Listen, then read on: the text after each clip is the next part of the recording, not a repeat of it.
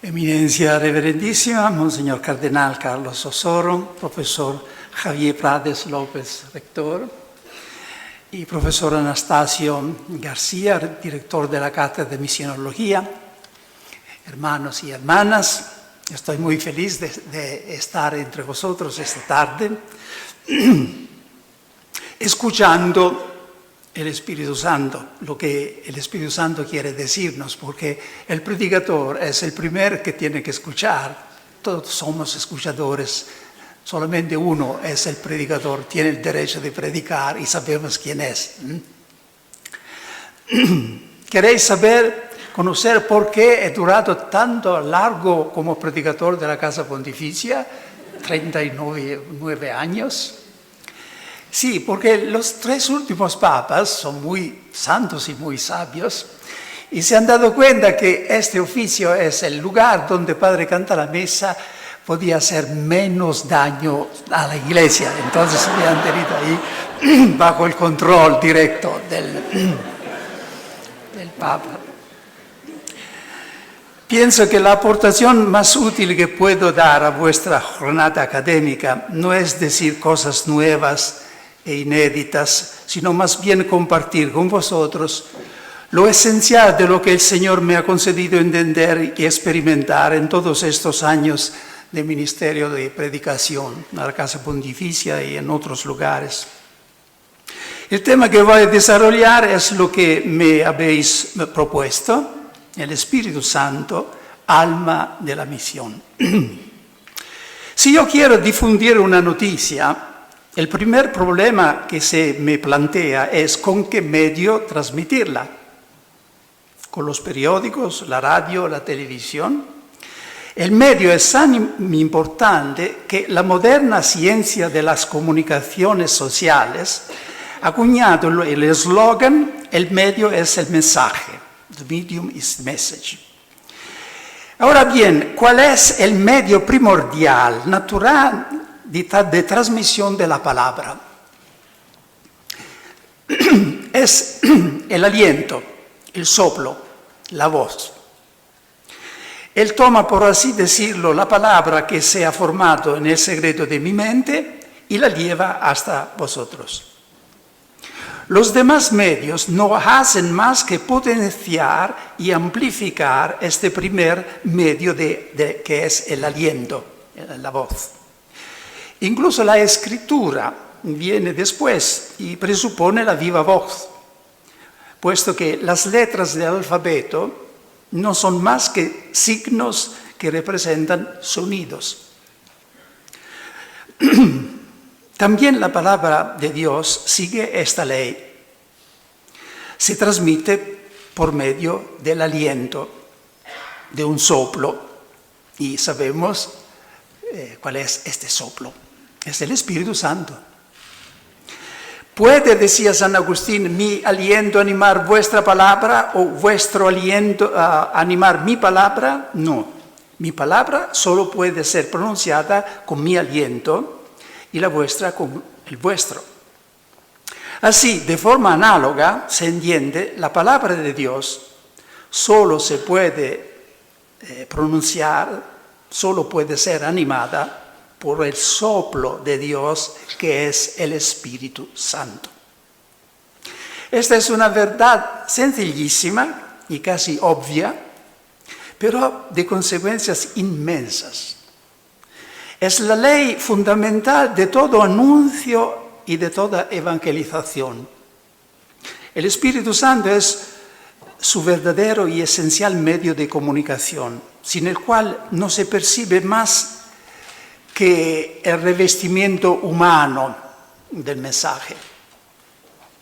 Las palabras de Dios son espíritu y vida, y por tanto no se pueden transmitir ni acoger sino en el espíritu. Esta ley fundamental es la que vemos en acción concretamente en la historia de la salvación. Jesús comenzó a predicar impulsado por el Espíritu Santo, dice Lucas. El mismo Jesús declaró: el Espíritu del Señor está sobre mí, porque me ha ungido notad esta palabra, me ha ungido, me ha enviado a llevar la buena nueva a los pobres. Después de la Pascua, Jesús exhortó a los apóstoles para que no se alejaran de Jerusalén hasta que no hubieran sido revestidos de la fuerza de lo alto. Recibiréis la fuerza del Espíritu Santo que vendrá sobre vosotros para que seáis mis testigos.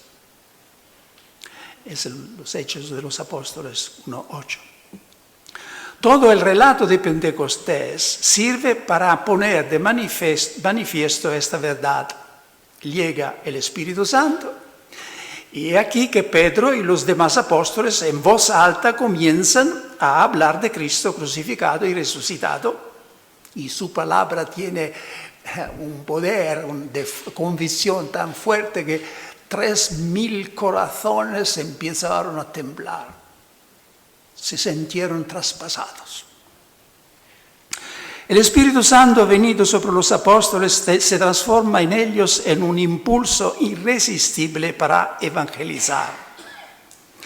San Pablo llega a afirmar que sin el Espíritu Santo es imposible incluso proclamar que Jesús es el Señor, que es la forma más elemental y el principio mismo de todo anuncio cristiano. Jesús es el Señor, es la semilla de que brotó todo el anuncio, incluso los 4 evangelios. San Pedro define a los apóstoles como aquellos que han anunciado el Evangelio en el Espíritu Santo. Esta frase muy densa es en la primera carta de Pedro 1:12. Los apóstoles son, y por supuesto los sucesores de los apóstoles, son aquellos que han anunciado el Evangelio en el Espíritu Santo. Con la palabra Evangelio indica el contenido de la evangelización, y con la expresión en el Espíritu Santo el método, el medio del anuncio. Entonces, en esta pequeña frase hay todo, hay el contenido que es el Evangelio y el método, la manera, el Espíritu Santo. Sin embargo, nadie podrá expresar jamás el nexo íntimo que existe entre la evangelización y el Espíritu Santo, mejor de cómo lo hizo el mismo Jesús la noche de Pascua. Al aparecer ante los apóstoles en el cenáculo, les dijo: como el Padre me envió a mí, así os envío yo a vosotros.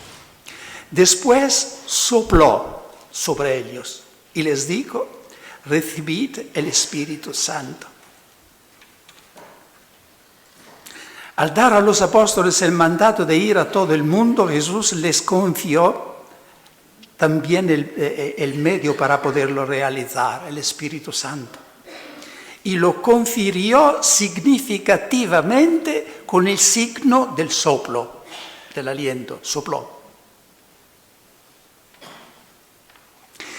¿Y qué impide, hermanos y hermanas, ahora de pensar que este es el cenáculo y que Jesús resucitado nos ha convocado aquí no solamente para escuchar algunas ideas sobre el Espíritu Santo, sino para soplar de nuevo a mí y a vosotros? Porque el Cristo resucitado hasta el final del mundo estará siempre así, buscando caras que están listas de recibir el Espíritu Santo. He desarrollado estas reflexiones bíblicas sobre el papel del Espíritu Santo en la evangelización, como se habrá notado, con prisa, sucintamente, porque en realidad lo que más me apremia es desarrollar el segundo punto. ¿Qué hacer en concreto para obtener el Espíritu Santo en nuestra evangelización? ¿Cómo hacer para ser también nosotros revestidos de la fuerza de lo alto, como en un nuevo Pentecostés? Destacaré 2 medios que considero esenciales para este propósito: oración y rectitud de intención. Lo que digo no se aplica solo a la evangelización, sino que implica todo nuestro ministerio pastoral, por lo cual creo que nos interpela a todos, no solamente a los que están llamados a ser misioneros en sentido fuerte, ¿eh? Todos. Entonces, hablamos primero de la importancia de la oración para recibir el Espíritu Santo cada día. Es fácil saber cómo se obtiene el Espíritu Santo para la predicación. Es suficiente ver cómo lo obtiene Jesús y cómo lo obtiene la misma iglesia el día de Pentecostés. Lucas describe el acontecimiento del bautismo de Jesús de la siguiente manera. Mientras Jesús estaba orando, se abrió el cielo, descendió el Espíritu Santo sobre él. Mientras estaba orando. Fue la oración de Jesús que abrió los cielos.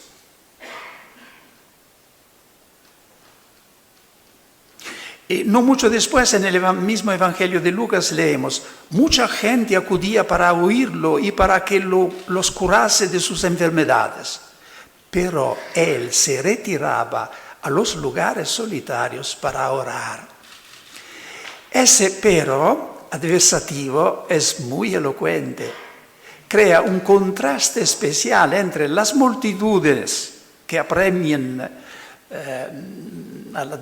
y la decisión de Jesús de no dejarse arrastrar por las multitudes, renunciando a su diálogo con el Padre.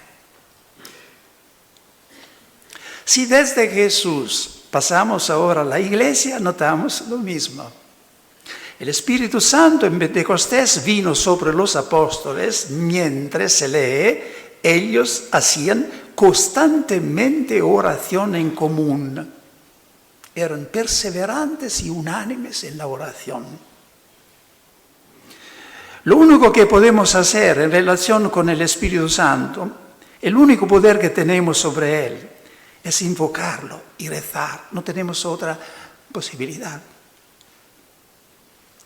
Pero este medio débil de la oración y de la invocación es en realidad infalible, porque hay detrás una promesa solemne de Jesús.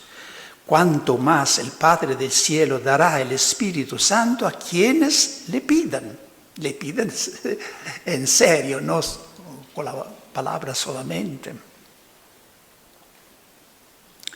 No es suficiente la oración personal, se necesita también una oración comunitaria.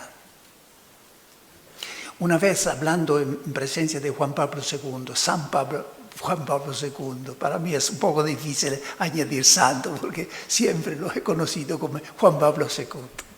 Una vez hablando en presencia de Juan Pablo II, expresé este pensamiento, que es un don increíble para un pastor, un evangelizador, tener un grupo de personas con las cuales puede orar, simplemente, sin distinciones jerárquicas. Porque parece que el Espíritu Santo viene de preferencia cuando hay una comunidad que ora, y en la cual los carismas se manifiestan. Para mí, un ejemplo maravilloso de esto es el capítulo 4 de los Hechos de los Apóstoles. Es un momento muy delicado. Pedro y Juan han sido amenazados por el Sinedrio de no hablar más en el nombre de Jesús.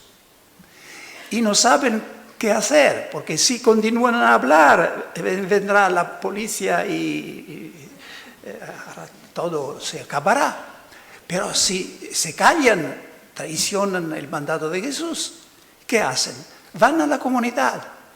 En la comunidad, los discípulos y algunas mujeres se ponen en oración. Y ahí se manifiestan los carismas. Uno tiene el carisma de leer la Escritura en relación a la actualidad. Y dice, está escrito en el Salmo que los pueblos se han aliado entre ellos contra el ungido del Señor. Ahora bien, ahora se está realizando esta palabra, porque Pilatos, Herodes, el pueblo se han unidos contra el ungido Jesús. Y otro tiene el carisma de aplicar a la situación presente y se crea una atmósfera tal de fe que se produce un nuevo Pentecostés. Los muros temblan, y desciende el Espíritu Santo y los apóstoles siguen hablando con parresía, que significa con ánimo, con libertad, con coraje. El esfuerzo para una evangelización mundial está expuesto a dos peligros principales. Uno es la inercia, la pereza, el no hacer nada y dejar a los demás que hagan, a la cátedra de fisiología o otras. La falta de fervor apostólico, el celo.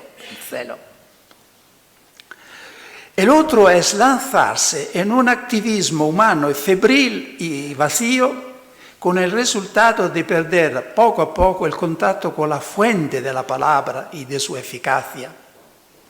Esto también sería lanzarse al fracaso. Cuanto más aumenta el volumen de la evangelización y de la actividad, más debe aumentar en calidad, si no en cantidad, el volumen de la oración. Se objeta, esto es absurdo, el tiempo es el que es, de acuerdo. Pero ¿quién ha multiplicado los panes? ¿No podrá acaso multiplicar también el tiempo? Por lo demás es lo que Dios hace continuamente y lo que experimentamos cada día. Después de haber rezado, se hacen las mismas cosas en menos de la mitad del tiempo. Desde que estoy en esta pequeña comunidad de contemplativa, hace 10 años, y tengo un tiempo de orar, de estar en silencio, porque es un lugar muy solitario, yo me he dado cuenta que preparo las charlas a la Casa Pontificia en mitad del tiempo que necesitaba prima. Se dice, ¿cómo estar tranquilos rezando? ¿Cómo no correr cuando la casa se quema? Hay tantas necesidades. ¿Verdad? Pero a veces yo digo, imaginamos que un equipo de bomberos ha recibido un alarme que hay un incendio. Y precipita a apagar el incendio. Pero una vez en el lugar se da cuenta que no tiene ni siquiera una gota de agua en el tanque. Así somos nosotros cuando corremos, pero no tenemos agua que dar, no tenemos el agua viva. El paradigma de toda vocación apostólica es lo que está escrito en el Evangelio de Marco, el capítulo 3, versículo 13. Es el paradigma de toda vocación apostólica. Se dice, Jesús llamó a los que Él quiso para que estuvieran con Él y para enviarlos a predicar. El orden en que son mencionadas las dos cosas es muy importante. No ir a predicar, para que estuvieran con Él y para enviarlos a predicar. Entonces, se tiene que estar con Jesús de diferentes maneras, no solo como yo tengo el privilegio, la gracia de estar ahí en este ermitaje. La evangelización tiene necesidad vital de auténtico espíritu profético. Solo una evangelización profética puede sacudir al mundo secularizado de hoy. En el Apocalipsis se lee la siguiente frase: el testimonio de Jesús es el espíritu de profecía. Este es Apocalipsis 19:10. Como es decir, el alma de la evangelización, porque testimonio de Jesús equivale a evangelización, es la profecía. Ahora bien, es precisamente de la oración, estando con Jesús, de donde se saca este espíritu profético. Hay dos formas de preparar una predicación, un anuncio, más o menos solemne, oficial. Yo puedo sentarme a la mesa y elegir yo mismo la palabra a anunciar y el tema a desarrollar, basándome en mis conocimientos, preferencias. Y después, una vez preparado el discurso, ponerme de rodillas para pedir a Dios con una Dios te salve María, para que Dios dé fuerza a mis palabras, que añada el Espíritu Santo a mi cultura. Es ya una buena cosa, pero no es el camino profético. Es necesario hacer lo contrario. Primero ponerse de rodillas y preguntar a Dios qué palabra quiere decir. Después sentarse a la mesa y poner la propia cultura y los propios medios al servicio de Dios para dar cuerpo a esa palabra. Esto lo cambia todo. Ya no se trata de una palabra mía, sino de la palabra de Dios.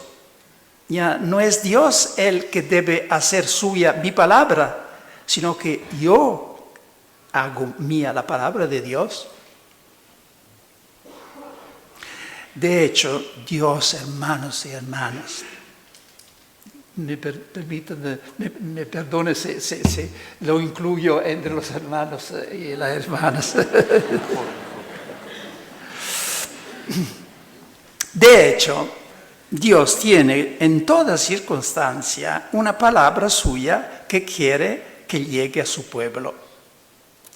Es la que cambia las cosas, la que se necesita descubrir. Y aseguro que Él no falla, Dios no falla a revelársela a su ministro si se la pregunta humildemente y con insistencia. Al principio se trata de un movimiento casi imperceptible del corazón, una pequeña luz que se enciende en la mente, una palabra de la Biblia que comienza a llamar la atención y que ilumina una situación que estamos viviendo. Por tanto, es algo muy simple, muy pequeño, pero a continuación te das cuenta de que dentro de esta semilla estaba todo. Había un trueno que podría arrancar los cedros del Líbano. Estaba la fuerza del Espíritu Santo. Después te sientas en la mesa, abres tus libros, utilizas tus apuntes. Recoges tus recuerdos, pero ya no es todo distinto. Será el mensaje de Dios que llega a la gente, porque yo estoy convencido que en cada circunstancia, incluso esta, Dios tiene una palabra que dirigir a su pueblo. En su corazón, el corazón de Jesús resucitado, hay una palabra, porque Él nos quiere. Y el oficio del evangelizador sería de entrar en el corazón de Jesús y descubrir cuál es esa palabra.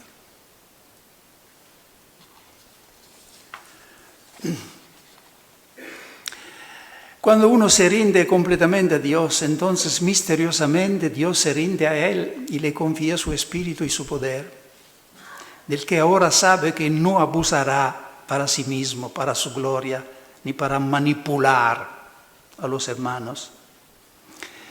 Entonces sucede que las palabras que Él anuncia traspasan el corazón.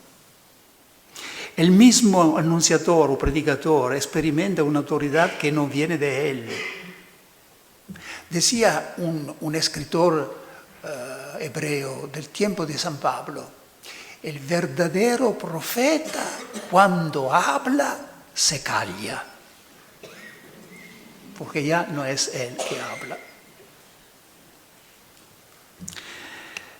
Pasamos a la segunda condición, oración y rectitud de intención.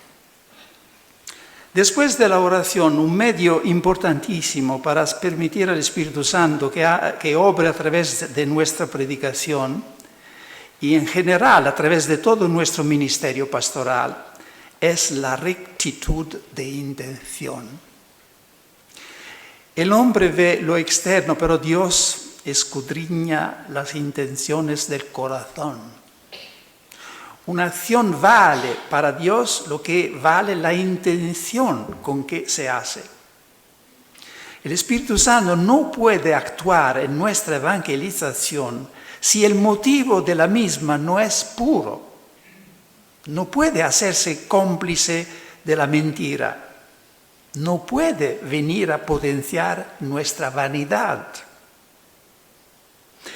Entonces debemos preguntarnos, ¿por qué queremos evangelizar?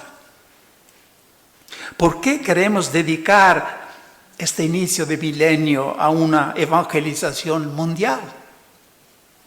El por qué se predica es casi tan importante como el qué se predica. Nada ofusca y disminuye tanto el poder de nuestra predicación como la falta de pureza de las intenciones. Y hago referencia a dos direcciones en las que es necesario trabajar, sobre todo, la humildad y el amor. Entonces, primero, la humildad.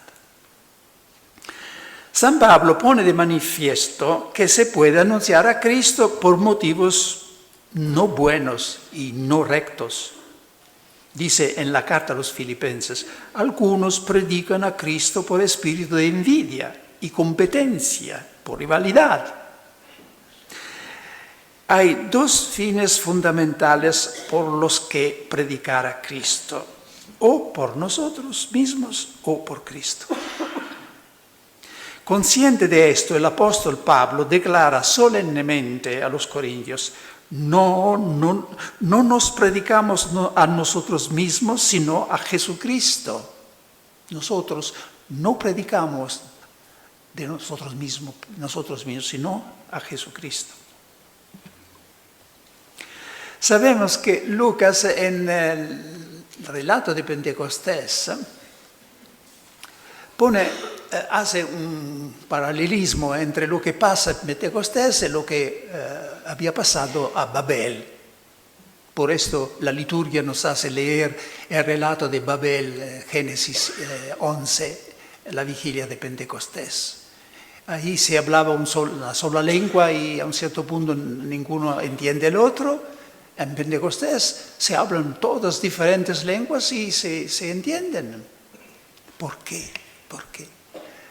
Y para descubrir por qué esta diferencia, tenemos que escuchar lo que dicen los constructores de Babel. Ellos dicen, venid, construyamos una ciudad con al centro una torre cuya cima toca el cielo. Hacémonos un nombre para no ser dispersados sobre la faz de la tierra. ¿Dónde está el pecado? Hacémonos un nombre.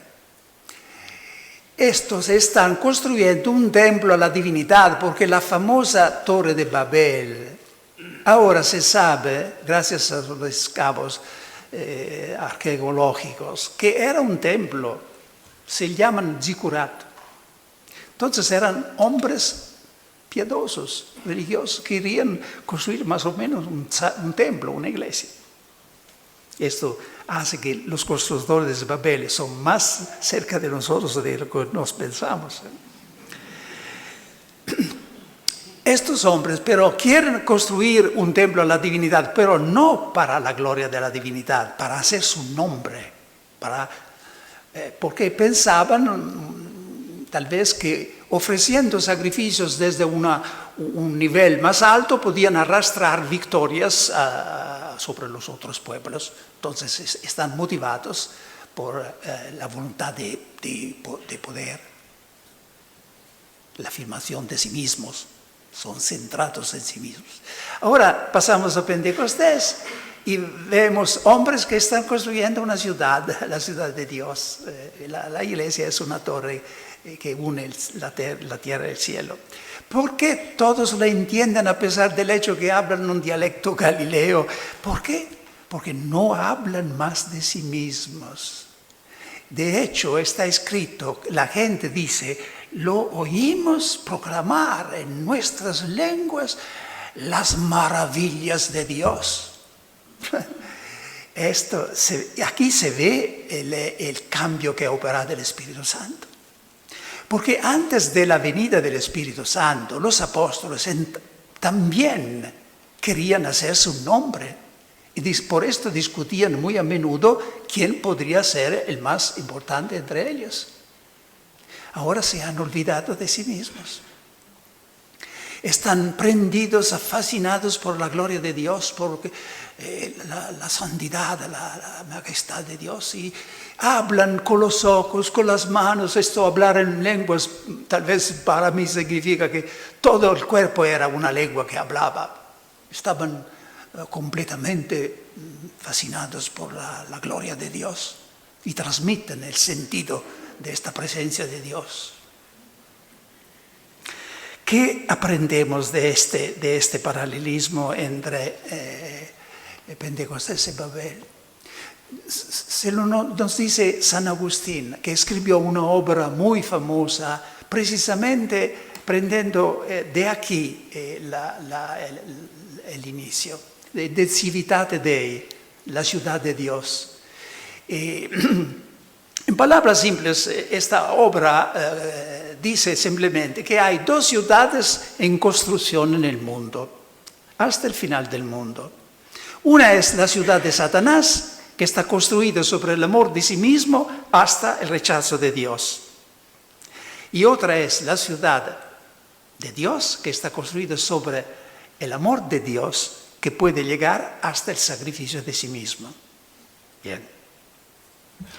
Estas dos ciudades son dos, ¿cómo se dice en castellano? Canteras, lugares donde se trabaja. Canteras, working places, Canteras. Son dos canteras abiertas hasta el final del mundo y cada uno de nosotros tiene que elegir en cuál de los dos quiere trabajar. Cada iniciativa, incluso la más espiritual, como la nueva evangelización, puede ser o Pentecostés o Babel. ¿Es Pentecostés? Sí. No digo, no se siente el deseo de hacer figura, de tener éxito, no, porque esto es natural, pero se trata de saber qué queremos con nuestra libertad, con nuestra voluntad, no lo que sentimos, porque siempre sentiremos deseo de afirmarnos. Pero se trata de saber cuál es la intención profunda. Entonces, lo que hacemos cuando hay este deseo, esta búsqueda de la gloria de Dios, estamos en la ciudad de Dios, trabajando en la ciudad de Dios. Y de otra manera, si no nos ponemos ni siquiera el problema, ¿por qué hacemos esto? Tal vez estamos construyendo Babel.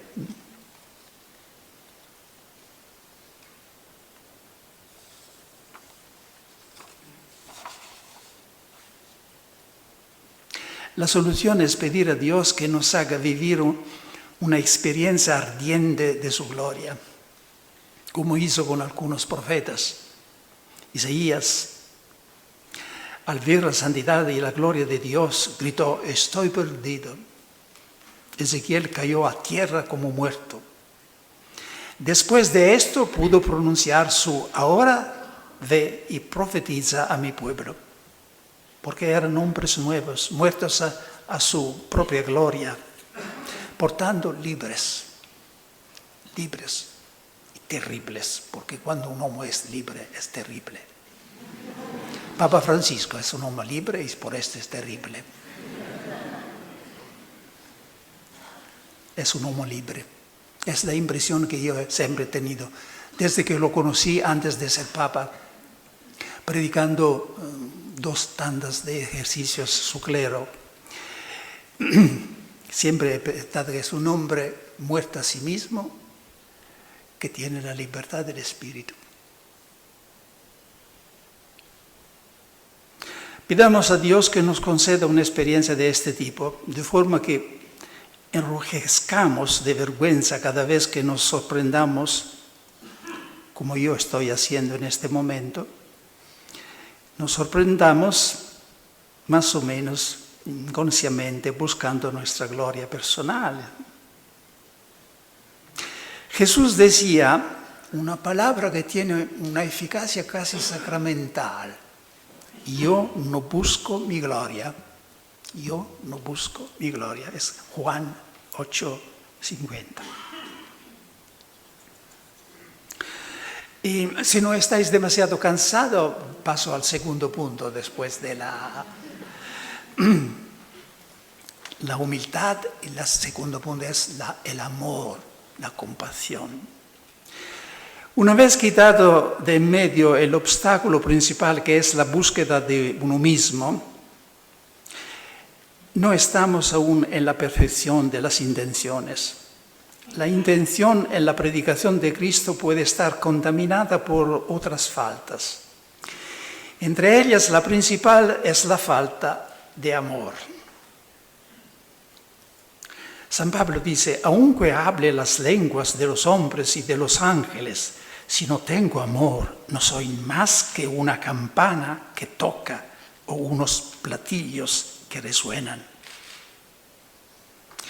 La experiencia me ha hecho descubrir una cosa: que se puede anunciar a Jesucristo por motivos que tienen poco o nada que ver con el amor.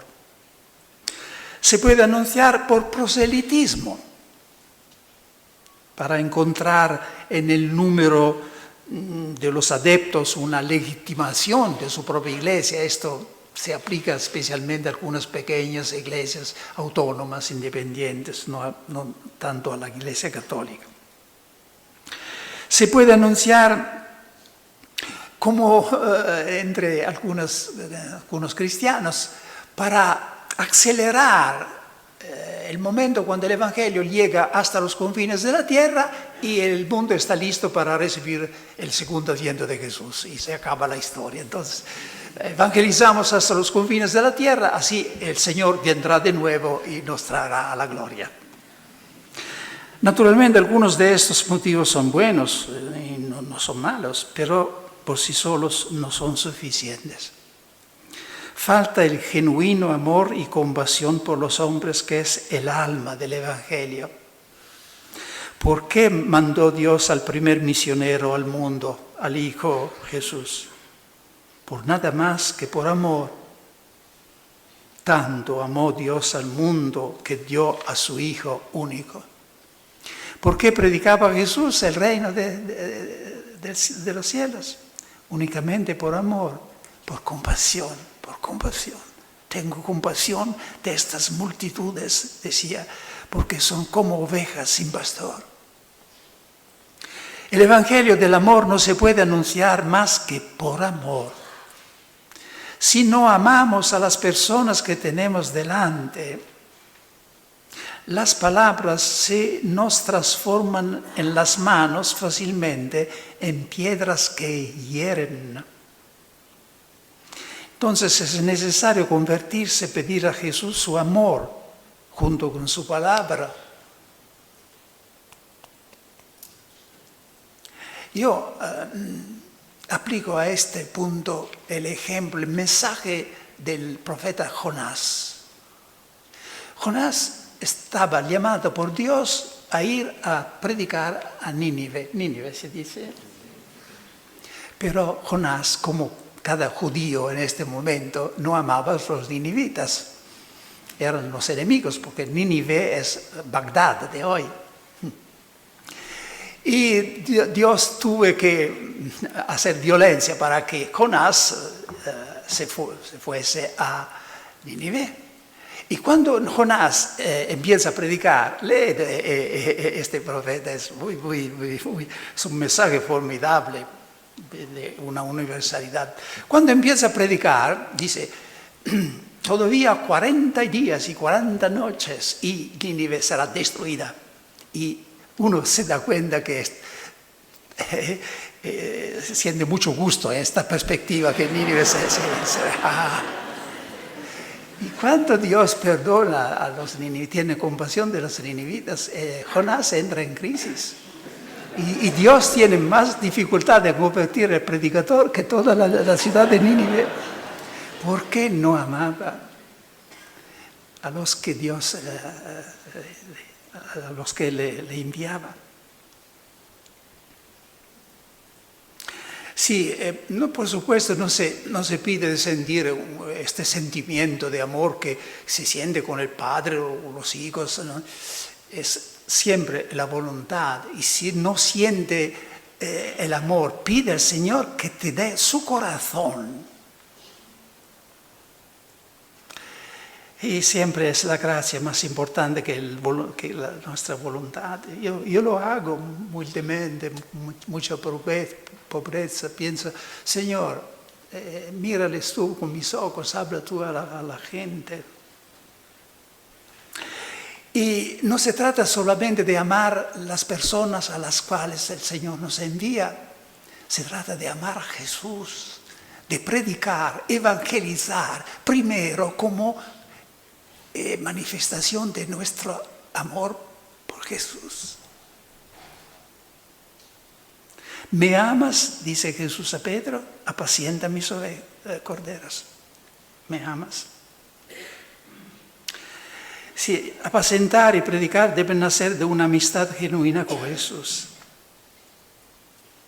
Es necesario amar a Jesús, porque solo quien está enamorado de Jesús, más o menos, lo puede proclamar al mundo con íntima convicción.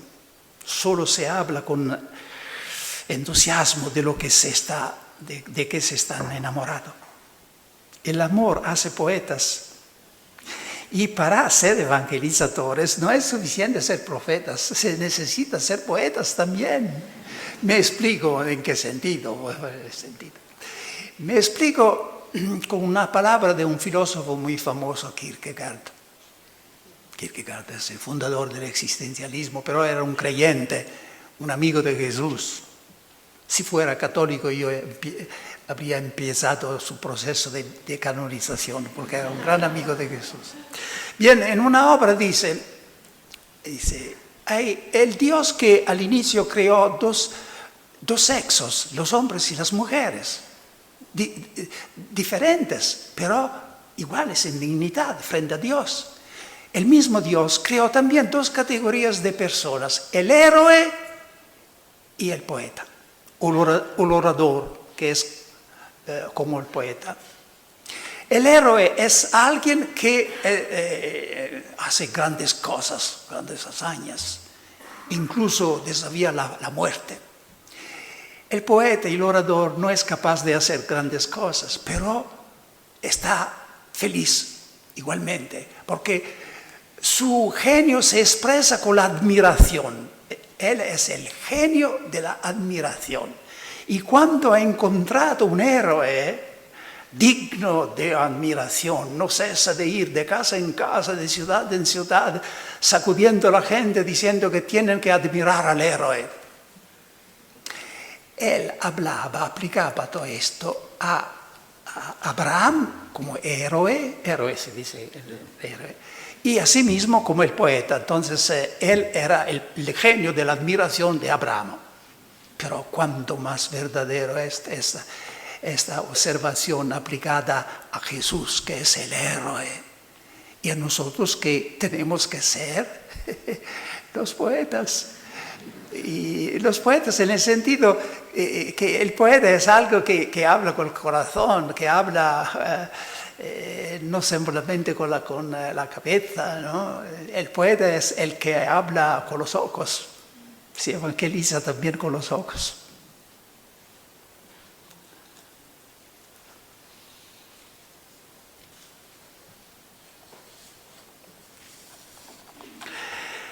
He intentado ilustrar con estas reflexiones más mías cómo podemos colaborar con la renovación de la evangelización mediante el Espíritu. Colaboración, la humildad, el amor y la cruz. Ahora, antes de cumplir, quisiera señalar un ámbito en que debería manifestarse esta renovación de la evangelización católica. Con frecuencia se repite que la falta o la debilidad de un primer anuncio fuerte de la fe, querigma, que lleve al descubrimiento y a la elección de Jesús como Señor y Salvador personal de la propia vida, esto es una de las causas principales del paso de muchos católicos en determinadas áreas a otras denominaciones cristianas. Ciertamente hay algo de verdad en esto. Nosotros católicos estamos más preparados por nuestro pasado para ser pastores que para ser pescadores de hombres. Es decir, estamos más preparados para apacentar a las personas que han seguido fieles a la iglesia, que acuden a la misa, que para atraer nuevas personas a ella, a la iglesia, o a repescar a las que han alejado. Por esto, algunos movimientos laicos de hoy son tan preciosos, porque son más preparados que nosotros los sacerdotes a ser pescadores de hombres. Ir al mar a lo alto. Mar a lo alto se dice, ¿eh? Alta mar. Pero yo creo que hay otra razón del malestar de la evangelización en la Iglesia Católica, que tal vez es más escondido. Esto es, a su vez, el efecto de una causa más profunda. En las iglesias protestantes, y especialmente en determinadas iglesias nuevas, evangélicas y pentecostales, la predicación lo es todo. Como consecuencia, en ella se preparan y en ella encuentran el modo natural de expresión los elementos más dotados. Es la actividad número 1 en la iglesia. Sin embargo, ¿a quiénes se reserva entre nosotros, católicos, para la predicación? ¿Dónde terminan las fuerzas más vivas y válidas de la iglesia y de los seminarios? ¿Qué representa el oficio de la predicación entre todas las actividades y destinos posibles para un joven sacerdote? Me parece entrever un grave inconveniente, que se dedican a la predicación solo los elementos que quedan después de haber elegido para los estudios académicos, para el gobierno, para la diplomacia, para la enseñanza, para la administración. A nosotros nos reserva el oficio humilde de la predicación. Aquí está, en mi opinión, el punto débil. Es necesario devolver su puesto de honor en la iglesia al oficio de la predicación. Por esto me alegro de que haya una cátedra de misionología, porque más o menos está en esta dirección. Me ha llamado la atención una reflexión del padre de Lubac, un teólogo francés. Dice, el ministerio de la predicación no es la vulgarización de una enseñanza doctrinal en forma más abstracta que sería anterior y superior a él, al oficio de la predicación. Es, por el contrario, la enseñanza doctrinal misma en su forma más alta.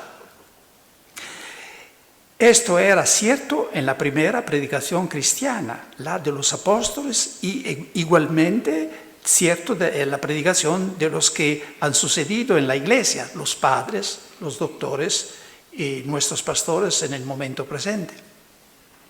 A su vez, otro teólogo, Urs von Balthasar, dice que La misión teológica misma está subordinada a la misión de la predicación en la iglesia. Estas afirmaciones me han impresionado porque parece que, de hecho, la relación existente entre estas dos actividades, la teológica y la pastoral de cada predicación, por lo menos en opinión de la mayoría de la gente y de los mismos sacerdotes, es precisamente la contraria. La predicación no sería más que la vulgarización de una enseñanza más técnica y abstracta que le es anterior y superior, sería la teología. San Pablo, el modelo de todos los predicadores, ponía claramente la predicación antes de cualquier otra cosa y todo subordinaba a ella.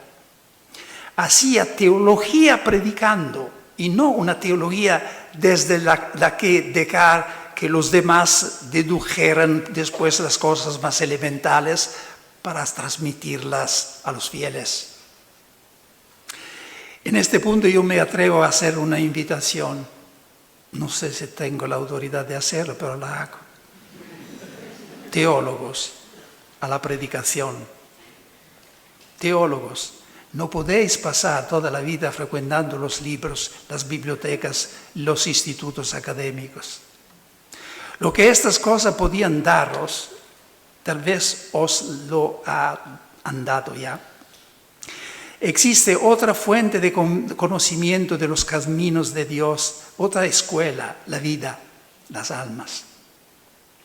Ellas nos enseñarán lo que los libros y los maestros humanos no han podido enseñarnos.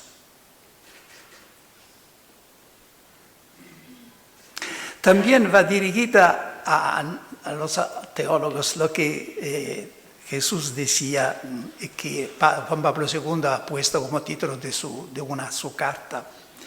Id también vosotras mi viña, id vos in vinea mea. No está dicho solamente a los laicos, sino también a nosotros, teólogos, id también vosotros a mi viña.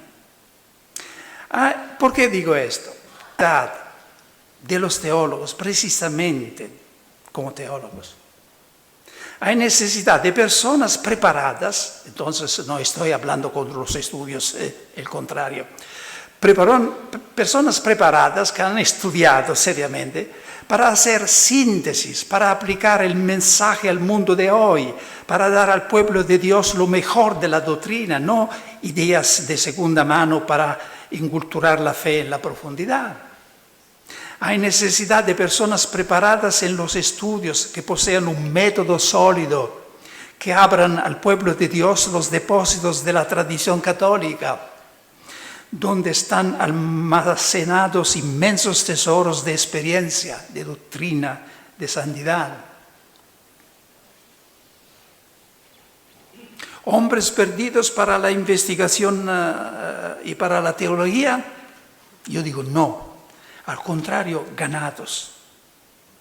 ¿No eran Orígenes, Agustín, y Basilio y otros buenos teólogos? ¿Y qué hacían ellos todo el día sino predicar al pueblo y educarlo? ¿Cómo nacieron sus tratados teológicos más sublimes como el Tratado sobre la Trinidad? Sino de su actividad pastoral. ¿Dónde nacía esta claridad, esta esencialidad que caracterizan los escritos de los padres de la Iglesia? Sino de la necesidad de comunicar a la gente. Porque yo estoy convencido que no hay ningún misterio, ninguna verdad teológica tan profunda que con un lenguaje apropiado no se pueda comunicar a cada uno de los fieles. San Agustín decía, malo intellige piscatore quam laudaria doctore. Prefiero ser entendido por un pescador que alabado por un profesor. Y así ha terminado por obtener ambas cosas, ser comprendido por los sencillos y admirado por los doctos. Por lo tanto, no elementos perdidos, sino más bien ganados para la teología. Para una teología menos académica, menos abstracta, menos ideológica, menos escolástica y más espiritual. Una teología menos en diálogo o, según los casos, en lucha perenne y extenuante con la filosofía y la cultura del mundo, y más en diálogo con la vida del cristiano y con el mundo de la fe. Es cierto que no todos están llamados a dejar la investigación para dedicarse exclusivamente a la predicación directa, como el Señor ha pedido a mí. No. Hay de nosotros si los teólogos dejaran la investigación. Pero todos están llamados a asumir una parte más activa en la evangelización. Porque una cierta evangelización de la cultura de hoy no se puede dejar simplemente a los sacerdotes que tienen una preparación muy superficial. Se necesitan personas que conocen dónde están las raíces del pensamiento, de la ideología del mundo, de la cultura de hoy. Y esto no pueden hacer sino los que han adquirido un método, que conocen la cultura, los escritores de hoy, el pensamiento de hoy. Se puede seguir haciendo investigación teológica, pero también estando comprometidos en una pastoral. ¿Me dais todavía algunos minutos, 3 o 4 minutos? ¿Cómo concluir esta charla? Prácticamente, para que no deje como una reflexión abstracta. Lo digo temblando. Se trata de creer que el Señor Jesús quiere darnos la unción de su Espíritu. Porque todo depende de esto. La autoridad en nuestra evangelización brota de allí, de la unción. El Espíritu del Señor está sobre mí, me ha ungido. Esta es una imagen, la unción, no muy popular, pero es suficiente pensar que Cristo se llama Cristo, que significa ungido, desde el griego crío. Nosotros nos llamamos los cristianos, que significan los ungidos. Entonces esto tiene que tener un papel muy importante. Jesús fue ungido como rey, profeta y sacerdote. Y todos los cristianos, dice el Concilio Vaticano II, todos los bautizados están ungidos, profetas, rey y sacerdotes. Pero el peligro es que nosotros los católicos tenemos una tal riqueza ritual y sacramental. Tenemos una unción en el bautismo, la confirmación, la unción de los sacerdotes. Y hay una vez se llamaba la extrema unción, ahora se llama la unción de los enfermos. Tenemos una riqueza sacramental enorme. El peligro es que pensamos que todo está ya arreglado, que tenemos todos la autoridad. Sí, pero se necesita que esta unción se revive, que se vuelva activa. Como cuando se deja la ceniza y el fuego puede brillar. Yo tengo muchas ocasiones de hablar a los hermanos no católicos, muchas ocasiones. Me invitan a dar retiros en toda parte del mundo. El caso más impresionante fue en el 2015, que el primate de la Iglesia Anglicana, Justin Welby, me invitó a dar la homilía en la Catedral de Westminster, a Londres, y cuando había la misa por la inauguración del Sínodo General de la Iglesia Anglicana. Entonces, un católico que durante la misa daba la homilía con la reina Elisabetta enfrente de mí.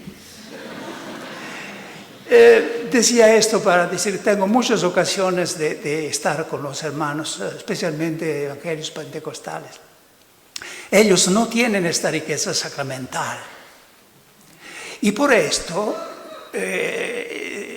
utilizan mucho la unción actual, la que en el Veni Creator se llama spiritualis unctio, la unción espiritual, es decir, actual.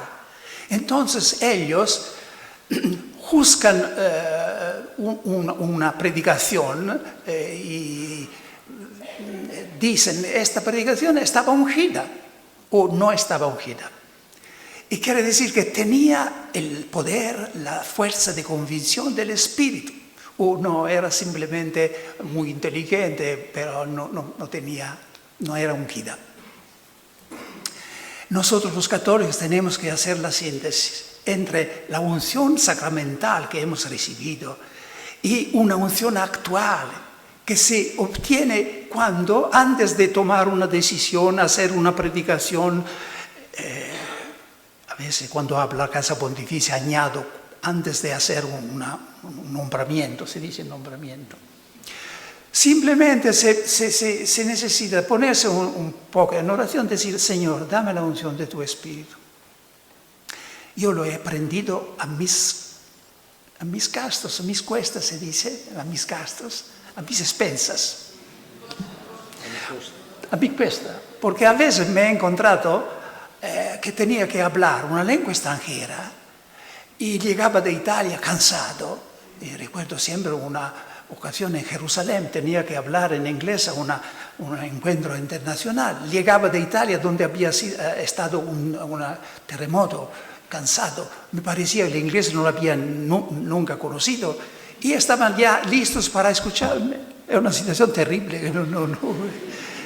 Y este momento, allí me esperaba el Señor para convencerme que necesitaba de la unción del Espíritu. Entonces hice una pequeña oración. Padre Celestial, en el nombre de Jesús te pido la unción del Espíritu. No siempre, por supuesto, la respuesta es sensible, pero esta vez fue como una descarga eléctrica, me pasó, cansancio desaparecido, el inglés regresó y cuando hablaba temblé yo mismo porque sentía que no era yo que hablaba. Ahora, no siempre se puede esperar esto, pero yo pienso, al menos en mi vida, muchas oraciones han permanecido no escuchadas, pero nunca me parece que esta pequeña oración se ha quedado sin una respuesta. Señor, te pido la unción del Espíritu. Y yo pido humildemente esta tarde que el Señor encuentre la manera de hacer que lleguemos a nuestras casas, a nuestro ministerio, a nuestro estudio de misionología con la unción del Espíritu. Amén.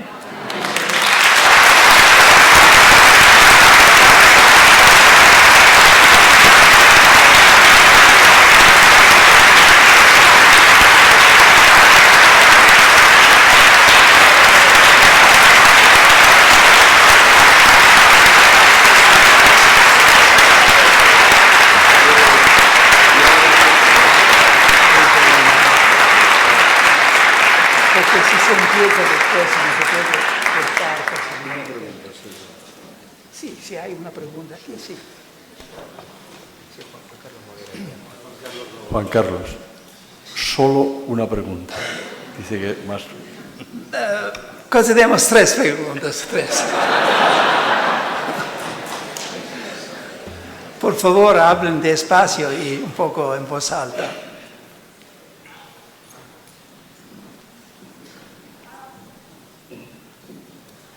Muchas gracias por sus palabras.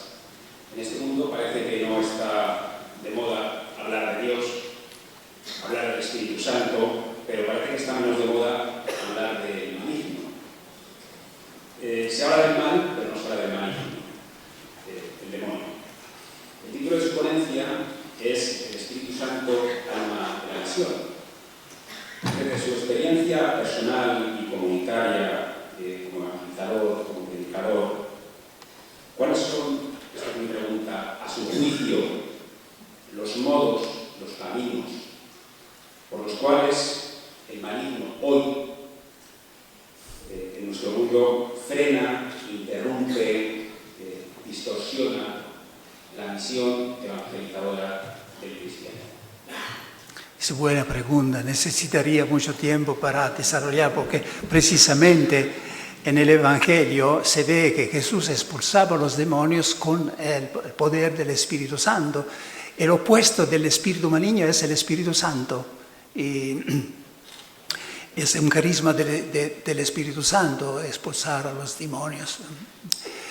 El demonio no siempre actúa personalmente. Muy a menudo, la mayoría de los casos, actúa por sus aliados.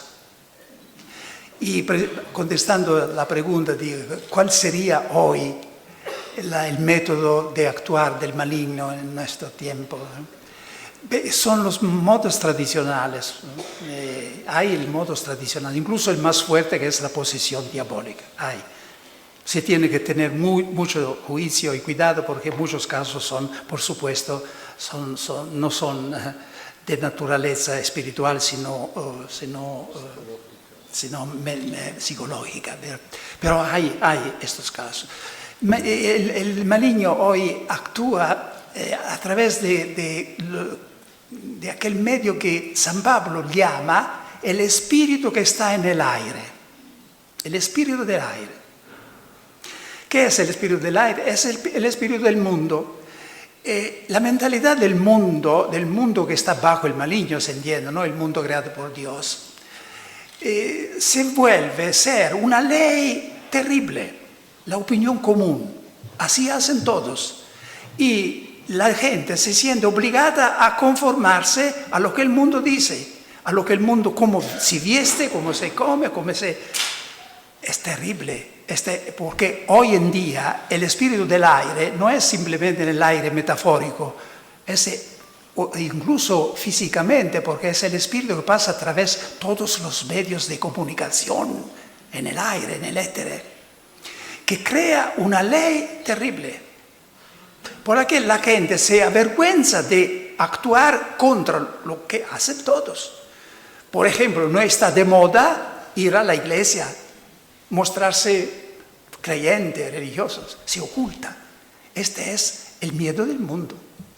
Ese es el respeto humano. No es el único medio, por supuesto, hay los medios clásicos. El demonio trata de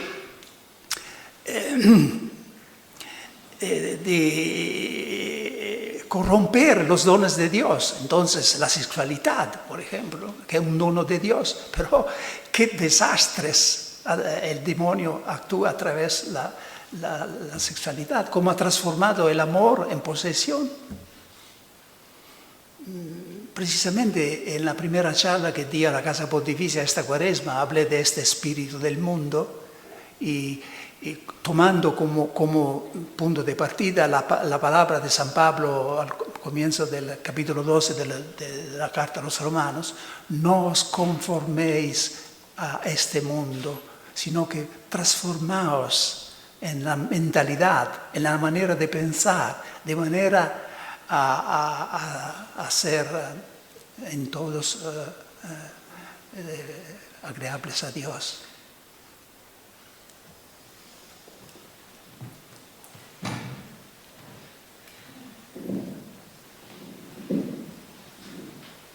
Muchas gracias por la ponencia, que está muy buena. Pero yo quisiera preguntar... Hable un poco fuerte. Yo quisiera preguntar una cosa que me incomoda mucho, es, por ejemplo, hablando del Espíritu Santo, se ve también una falta de conocimiento de las experiencias, de los carismas, de los dones del Espíritu Santo, principalmente cuando se habla, por ejemplo, del sacramento de la confirmación para los jóvenes, y luego se nota esto también en determinada cantidad de curas o de sacerdotes que ya tienen un poco de rechazo o miedo de las experiencias espirituales, de los carismas del Espíritu Santo, con lo cual parece que es una cosa que se ha quedado nada más para el movimiento de renovación carismática, y que a veces no parece que se asume esto como es algo también para toda la iglesia o para todos los curas, para toda la gente que sirve bautizada y que recibimos. Entonces yo quisiera ¿Qué podríamos hablar por eso, no? Porque hay muchos curas que veo que tienen cierta resistencia a conocer o a tener experiencia del Espíritu Santo, y muchas veces eso se pone dificultad para la misión. O sea, mientras los pentecostales, pues es poco, claro, hay que tener discernimiento, pero muchas veces se pone mucha restricción. ¿Cuál es esa dificultad de la iglesia? Sí, yo conozco muy bien esta dificultad porque yo era uno de los curas, de los padres que estaban muy críticos hacia estas manifestaciones del Espíritu, hasta que el Señor me hizo arrodillarme y volverme niño y pedir la oración por el bautismo en el Espíritu. Pero la responsabilidad de esta dificultad del clero, de los curas, de aceptar, depende también de los carismáticos. Porque han identificado la acción del Espíritu Santo a veces con algunas manifestaciones, ¿no? Y por esto Papa Francisco, que está muy comprometido con esta, no habla de la renovación carismática o la renovación del Espíritu, sino que habla de una corriente de gracia que el nuevo Pentecostés, que Papa San Juan XXIII pidió por la Iglesia, el Espíritu la ha dado este nuevo Pentecostés. Pero es verdaderamente una lástima que nosotros los sacerdotes nos quedamos fuera del cenáculo a veces, para miedo, porque yo pienso que para obtener el Espíritu Santo se necesita un cambio, se necesita volverse niños y aceptar esta corriente de gracia sin pertenecer a un movimiento o a algún movimiento. Se trata del Espíritu Santo. La renovación presenta algunas maneras que han dado resultados enormes por millones y millones de personas, pero no tiene el monopolio del Espíritu Santo, por supuesto.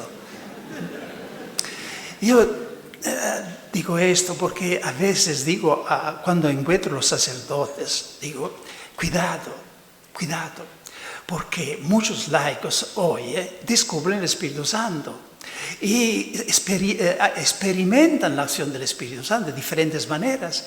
Si nosotros estamos juzgando esto, sí, esto, pero estamos fuera, nos tenemos fuera, el resultado será que algunos laicos se vuelven los maestros de la fe, porque no saben tanta teología, pero conocen el Espíritu Santo. No puedo entonces que animar los sacerdotes, los evangelizadores, no solamente a pedir el Espíritu Santo en abstracto, sino aceptar las maneras con que el Espíritu Santo ha decidido de manifestarse a nuestra época, a nuestra iglesia.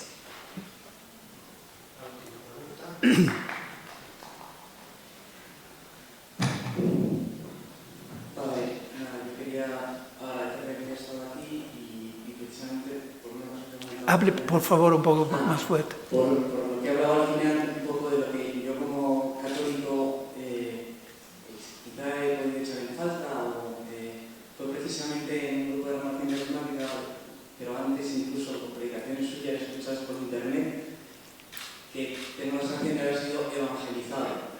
Y a veces lo que me da la sensación es que los católicos, por lo menos en mi ámbito, lo que nos falta es haber sido evangelizados nosotros y haber experimentado que el Señor nos quiere, que nos ha elegido, que nos ama, que nos ha salvado. Y entonces cuando uno es testigo de eso y experimenta esa salvación de Dios en su vida y ese amor de Dios, se convierte automáticamente en testigo y evangeliza. Tampoco hace falta mucho más. Entonces, no sé si a veces, yo siempre pienso que seguramente si hubiera caído en un grupo pentecostal, hubiera acabado con ellos, porque quizá no había escuchado esa salvación del Señor y ese amor de Dios personal y esa experiencia en 40 años yendo a misa todos los domingos. Bueno, no sé. Sí, gracias, porque Sí, ¿cuál es el fin, el objetivo del Espíritu Santo? Hemos hablado de la acción del Espíritu Santo, la necesidad de la acción del Espíritu Santo, pero el fruto principal del Espíritu Santo es de hacernos experimentar un encuentro personal con Jesús. Esto es lo que cambia. Si una persona ha tenido un encuentro personal con Jesús, después sin hablar, sin necesidad de hablar, de evangelizar, se vuelve un testigo del Espíritu Santo. Permitidme de insistir sobre esto. Hay una diferencia entre el personaje y la persona. El personaje es alguien de que se habla, se escribe, pero con el cual no se puede hablar, al cual no se puede hablar. La persona es alguien con que se puede hablar, en tú. Desgraciadamente, para la mayoría de los cristianos, Jesús es todavía un personaje. El día que se vuelve una persona, es decir, una persona que ha resucitado, está viviente, está frente de mí, este es el día de Jesús. No es más un personaje de la Biblia, de que hacemos un memorial sacramental de la Eucaristía, todo lo que se quiere, pero entre nosotros y Él hay siempre una intercapedine, se dice en italiano, un obstáculo.